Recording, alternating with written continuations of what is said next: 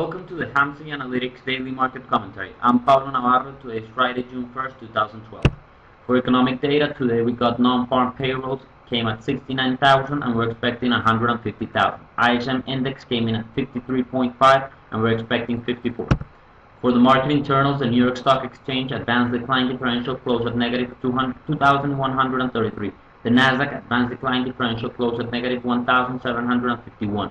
There was one new 52-week high for the S&P 500 and 34 new 52-week lows for the S&P 500. For the volatility, there were 417,000 contracts traded and 121 million in total premiums paid. For the dollar-weighted put call ratio in June, we saw a 0.14 reading with 37% of the total premiums paid. On July, we saw a 0.09 with 29% of the total premiums paid. August, a 0.22 with 7% of the total premiums paid. September, a 0.01 with 13% of the total premiums paid, and October, a 0.00 with 13% of the total premiums paid. As you can see, all of them were very bearish. We have a special offer by TradeStation. Get your Hamsi Analytics proprietary indicators paid by TradeStation. Contact Active Traders Office in Chicago, Peter Albino, at the number listed below.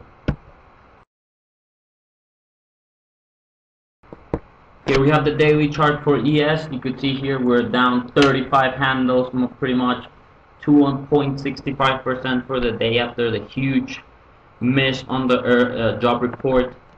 We're right now on the negative 2 sigma. We took last week's lows, pretty much a huge bar on the daily chart. Very ugly day today. For the weekly chart, we're right now at the negative 2 line also, at 1275. So from here down we pretty much have a long way. We broke the 200-day moving average on SPX. On the ES 24-hour session, we're right at it, so that we're gonna see if it holds here, the 1274 level. Below this we may come even to test the 1200 level or even lower, so we'll see what happens here. It was a really ugly chart. You could see this huge bar down today, 34 handles. Also on the weekly chart, you could see we had an outside bar on the weekly. Testing the 50-day moving average, we're going to see if the 50-week moving average and the 200-day moving average are going to hold here. If not, 200 is the next level we'll be watching. For gold, we saw quite a pop today. It was up almost 4%.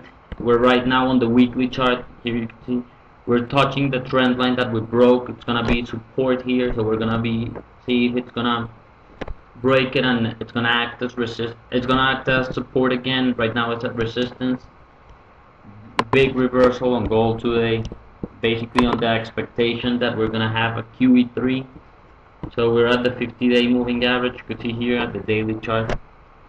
So from here, we'll have to wait and see when Bernanke comes out to see if we're actually going to have QE3. If not, gold probably is going to be a perfect shorting opportunity after this big pop. For silver,